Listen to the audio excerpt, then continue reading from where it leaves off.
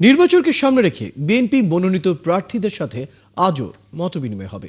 বিএনপির গুলশানের রাজনৈতিক কার্যালয়ে সকাল থেকে প্রার্থীরা আসতে শুরু করেছেন। তাদের সাথে ভার্চুয়ালি যুক্ত হবেন বিএনপির ভারপ্রাপ্ত চেয়ারম্যান তারেক রহমান।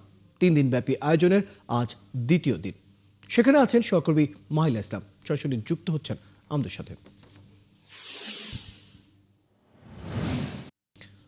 মাহিলা ইসলাম, নেতাকর্মীদের প্রতিক্রিয়া কেমন দেখছেন এবং তারা কি বলছেন আজকের এই কার্যক্রম নিয়ে?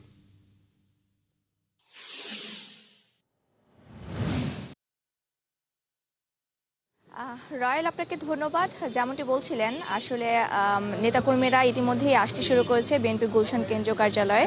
এখানে গতকাল থেকেই শুরু হয়েছে 3 দিনব্যাপী এই অনুষ্ঠান। আজ দ্বিতীয় পর্ব চলছে।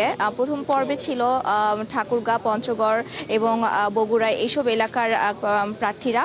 আজ আসলে দ্বিতীয় যে 100 জন প্রার্থী তাদের মধ্য থেকে শুরু হয়েছে। এখানে আসলে মূলত আজ দলের মহাসচিব মির্জা ফখরুল ইসলাম আলমগীর ইতিমধ্যেই কেন্দ্রীয় গুলশান কার্যালয়ে এসেছেন এবং সেই সাথে প্রার্থীরাও এসেছেন আমরা দেখতে পাচ্ছি। এবং সেই ক্ষেত্রে আজকেও কিন্তু গতকালকের মতো দুপুর 2টোর পরে আসলে বিএনপির ভারপ্রাপ্ত চেয়ারম্যান তারেক রহমান তাদের সাথে যুক্ত হবেন এবং গতকালকে ঠিক যেরকম দিক নির্দেশনা দিয়েছিলেন আজও ঠিক সেরকমই দিক নির্দেশনামূলক কথাবার্তা বলবেন এবং এরপরে হয়তো প্রার্থীরা বের হয়ে বলবেন যে আসলে কি আলোচনা হলো।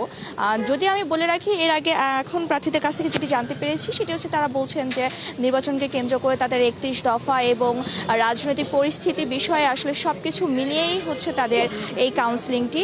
তো এরপরে হচ্ছে আর কি কথা হয় সেগুলো আসলে এই বৈঠকটির পরে আসলে জানা যাবে।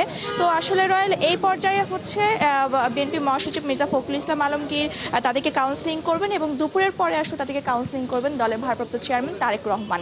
তো আসলে গুলশান কার্যালয়ে এখন নেতাকর্মীরা ঢুকছেন। বেলা 11টা বাজে এই বৈঠক শুরু হওয়ার কথা রয়েছে। তো এই হচ্ছে গুলশান কার্যালয়ের এখনকার পরিস্থিতি। ধন্যবাদ মাহিলা ইসলাম, আপনি খবর রাখতে থাকুন। পরবর্তীতে প্রয়োজনে আবার আপনার সাথে আমরা যুক্ত হব।